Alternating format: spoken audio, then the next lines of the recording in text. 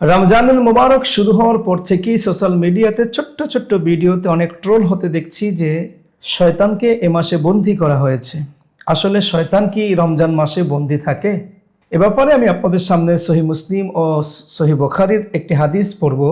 আন আবি হুরায়রা রাদিয়াল্লাহু তাআলা আনহু قال قال رسول الله صلى الله عليه وسلم إذا جاء رمضان فتحت أبواب الجنة অগুল্লিফাত আবওয়াবুন নার ওয়াসুফিদাতিশ শায়াতিন।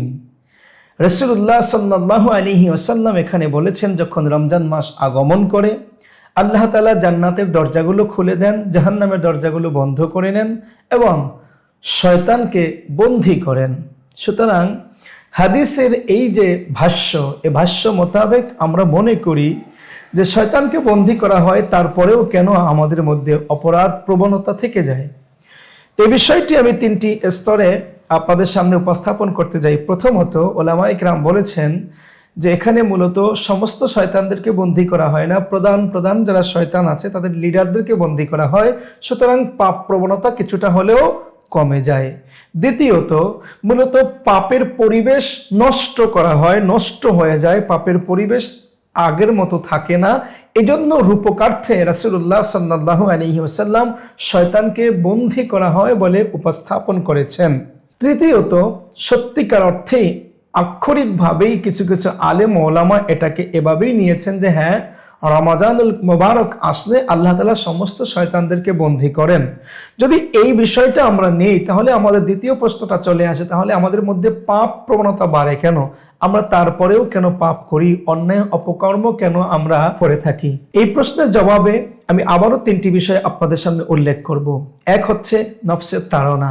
মানুষ মূলত শয়তানের প্ররোচনায় পরিচালিত হয়, বিষয়টা এমন না। মানুষের ভিতরটা নফসে আম্মারা আছে। এজন্য তরিকতপন্থীরা, সুফিবাদী মানুষগুলো আমাদেরকে নফসকে দমন করার জন্য বিভিন্ন রকমের তালিম, তালকিন, ওয়াজায়েফ দিয়ে থাকেন।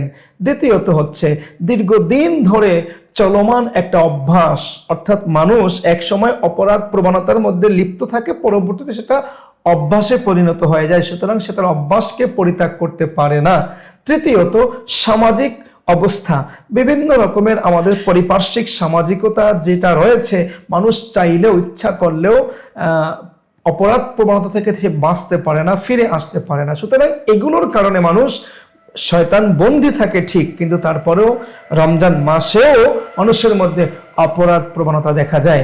আমাদের ভাইদের খেদমতে আমাদের আরজ থাকবে, শয়তানকে আল্লাহ তাআলা এই মাসে বন্দী করুক, অথবা এটা রূপকার্থে অথবা আক্ষরিক অর্থে যেভাবেই বোঝানো হোক না কেন, আমাকে অবশ্যই শয়তানের প্ররোচনা থেকে বাঁচতে হবে, প্রতারণা থেকে বাঁচতে হবে। কারণ শয়তানের চক্রান্ত অনেক বড় চক্রান্ত। চক্রান্ত থেকে যদি আমি নিজে কন্ট্রোল করতে না পারি, সেভ করতে না পারি, তাহলে আমাকে কেউ সেভ করবে না।